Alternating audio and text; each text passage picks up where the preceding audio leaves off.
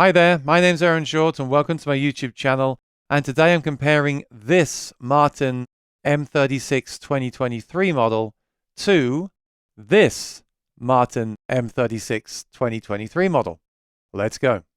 I hope you're doing well. First of all, if you're new here, please subscribe and ring the bell. I'm trying to do daily videos right now. Well, I am doing daily videos, and the only way I can maintain this and keep it going is if I get views on those videos and subscribers and likes and shares and all the rest of it. So please consider subscribing if you haven't. But this will be a very interesting video. I think this will appeal to many. I know it's going to appeal to me. Are these guitars the same? They're both made by Martin in 2023.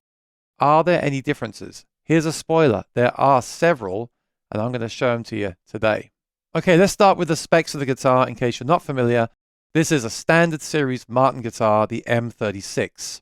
It's bigger than an OM, but it's smaller than the Dreadnought, and many say it's the perfect in-between size for that reason. Many say it's the perfect studio tool for that reason as well.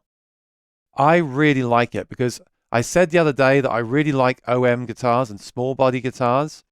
Well, this gives you that thin body, so it's very comfortable when you play it. But where the OM can sometimes lack headroom and volume, this makes up for it with the bigger body. You can see there the bout is much bigger. That makes for a really cool guitar, and I really do like this guitar, so stay tuned to hear why. But the other specs are very similar to the standard series. When Martin reimagined the lineup a few years ago, they brought this in line with the other guitars. Most of the guitars have fairly similar specs aside from the D35 and the D28 with their non-scallop bracing. But this has the 1 3/4 inch nut on this model. It has an ebony fretboard, and this guitar has the streaky ebony fretboard. It has a regular drop-in saddle made of bone, a bone nut, forward-shifted scalloped X bracing. The M-36 does have your binding on the fingerboard here, the fretboard. Some like that, some don't. It also has a rosewood bridge instead of an ebony bridge. And of course, as it's a 36, it also has the famous three-piece back. And the reason that three-piece backs were used originally is that Brazilian rosewood was running out, and they could use 3 smaller pieces of wood for the back of the guitar, thusly not wasting money on throwing wood away. Back then, years ago, I'm talking about the D35, by the way. Back then, that was a piece of Brazilian. This is all East Indian rosewood. So it's more cosmetic, although some will say it affects the tone. So East Indian rosewood, a very nice piece, a very nice grain, back and sides, all solid wood, of course. This is a premium Martin instrument. It's in their standard series, and a Sitka top. Martin have stated that they're using either Lutz or Sitka spruce. Both spruces, but different kinds of spruce. They don't tell you what's on here. I'm going to assume that is Sitka by looking at it, but you don't really know. So that's the basic specs. Really good specs, the kind of specs that I like from a Martin guitar. A little bit larger, like I said, get a bigger sound. So let's start with the looks of the guitar. It all looks fantastic. Like I said, the grain is great. I don't see any finished flaws. There is some bear claw here on the top here, which you can't really see. There you go, in the camera you can just about see it. There's some bear claw. Otherwise, a very nice piece of wood there with the silking. The back and sides looks great, as you can see. Looks really great. The neck is smooth, and I'll tell you why that's important later. Here's the only thing with this guitar. You've got the streaky ebony, and it's not so much a pattern as just a kind of messy board. It's not too bad, but like I stated the other day in my previous videos, I prefer the stained ebony fretboard. But otherwise, very nice. I did notice here the action at the saddle is quite low. So obviously when they set these guitars up at the factory, they have specs to set the height of the strings at, and there'll be tolerances there. So they're not all going to be set up exactly the same. I kind of wish they were, because I do notice that this action is lower than on the other guitar, and it definitely affects the volume, if not the tone. I'll talk more about that later on. But tortoise pickguard and the standard hard shell case that these guitars come with. So now we've checked out the look of this guitar, let me grab the other guitar. Let's start at the headstock and work our way down. There's several differences here. First of all, the weight is very similar. This is about an ounce lighter, so the weight is fine. But look at this headstock. I'm going to be very fussy here. I'm going to be very particular because this is a YouTube channel where I review things. I'm going to point out absolutely everything that's different on this guitar to the other one. And please let me know in the comments below if you think these things are good, bad, or simply indifferent. This is all constructive criticism for Martin, okay? Let's start with the logo on the headstock. It looks fine, right? It looks normal. But if I get this in the light right close to the camera, there, can you see that? It's almost like it's stuck on, like it's a transfer. You see the outline around the letters?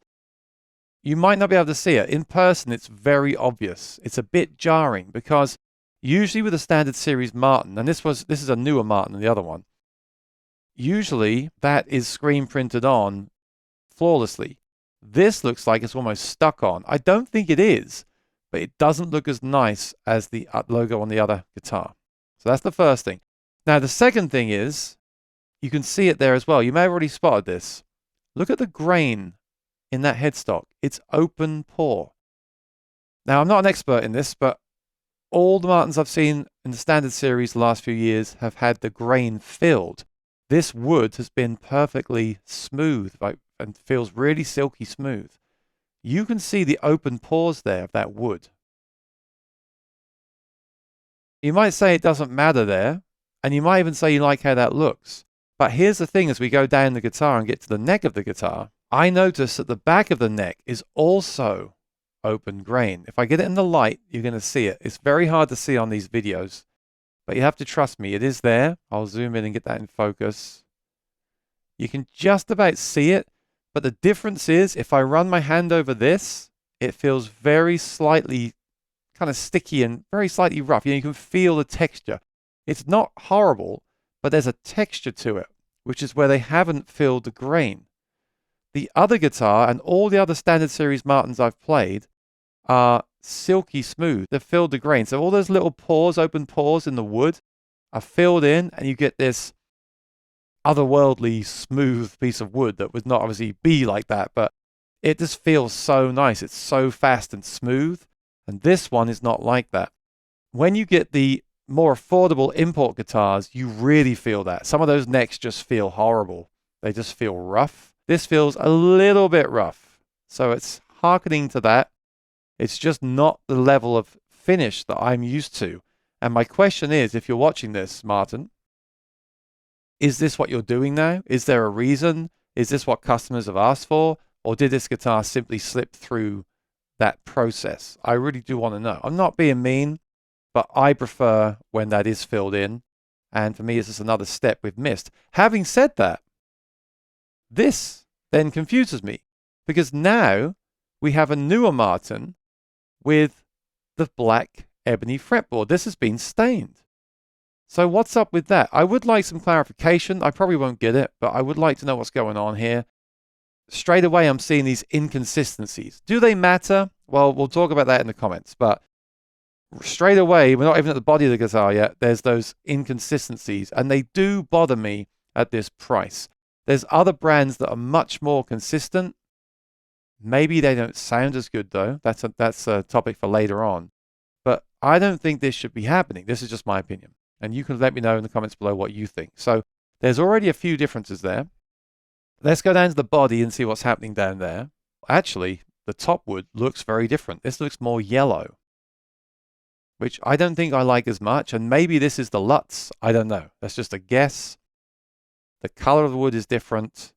The saddle is also noticeably higher by sight. And you'll hear when I compare the two guitars what that might sound like. But by looking at the saddle, there's more height on this saddle. Like they haven't sanded it down as much as the other one. It doesn't really matter because some people want the lower saddle. And you can buy a new saddle and raise it yourself. They're very affordable. But again, it's a bit inconsistent. The setups are very different. So everything else is the same. Let's check out the back and sides on this one. I really like the back on this. So I think that looks great. I think the top grain is really nice, but it is more of a yellow color. That's a personal preference.